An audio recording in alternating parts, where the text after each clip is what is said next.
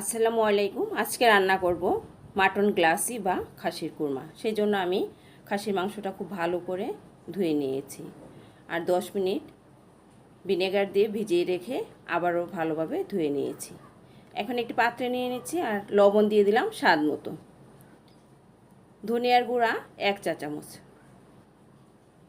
শাহি জিরার গুঁড়া 1 চা চামচ, আর এখানে আমি 1 কেজি খাসির মাংস নিয়েছি। রসুন বাটা 2 চা চামচ,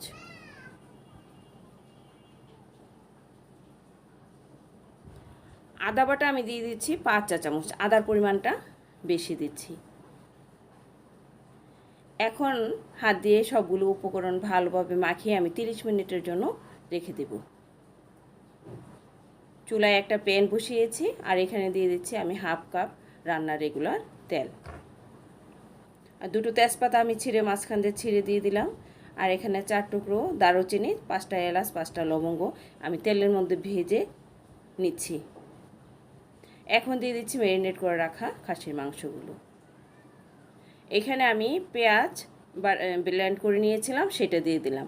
আমি কিন্তু তেলের মধ্যে পেঁয়াজটা দিইনি, তেলের মধ্যে দিইনি কারণ পেঁয়াজের যে রসটা সেটা কিন্তু কষানিতে খুব ভালোভাবে কষানো হবে। একটু কাঠি দিয়ে নাড়া দিয়ে দিচ্ছি।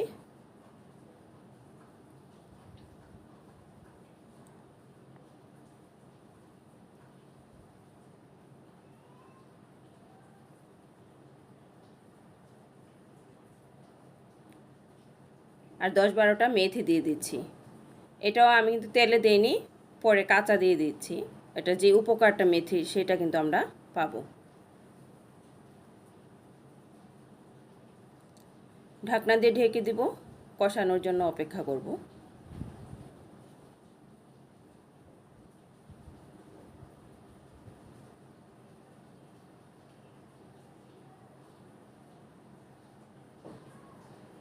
এখানে আমি 10-12টা কাজু বাদাম আর সামান্য জৈত্রিক পেস্ট করে নিয়েছিলাম, সেটা দিয়ে দিলাম।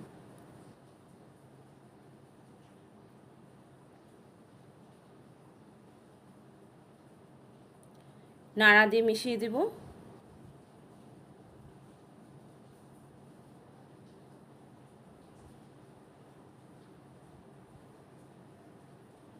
আবারও ঢাকনা তুলে দেখছি।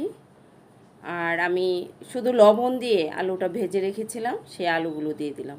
তো আলুটা চাইলে স্কিপ করতে পারেন, পছন্দ না হলে না দিলেও সমস্যা নেই, আমার কাছে ভালো লাগে তাই দিলাম। আর এখানে আমি সাদা গোলমরিচের গুঁড়া দিয়ে দিচ্ছি 1 চা চামচ।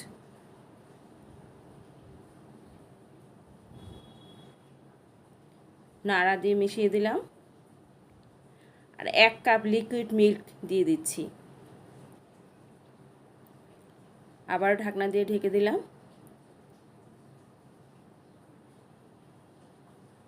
আমরা কিন্তু সিদ্ধ হয়েছে কিনা সেটা কিন্তু দেখে নিব, সিদ্ধ হওয়ার জন্য অপেক্ষা করছিলাম।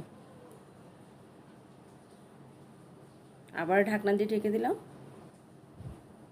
এখন 5-6টা কাঁচামরিচ দিয়ে দিচ্ছি আর চিনি দিয়ে দিচ্ছি 1 চা চামচ। সেটাও যদি পছন্দ না হয় স্কিপ করতে পারেন।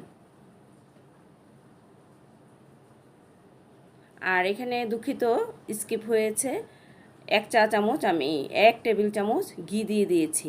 সেই ঘিটা নাড়া দিয়ে মিশিয়ে দিতে হবে। এটা উঠানোর আগে কিন্তু এই কাজটা করতে হবে। ঘিটা পরে দিলে ফ্লেভারটা ভালো আসে, স্বাদও ভালো হয়। আশা করি ভিডিওটি ভালো লেগেছে। ভালো লাগলে সাথেই থাকবেন। আবারও দেখাবো অন্য কোনো রেসিপি নিয়ে। আল্লাহ হাফেজ।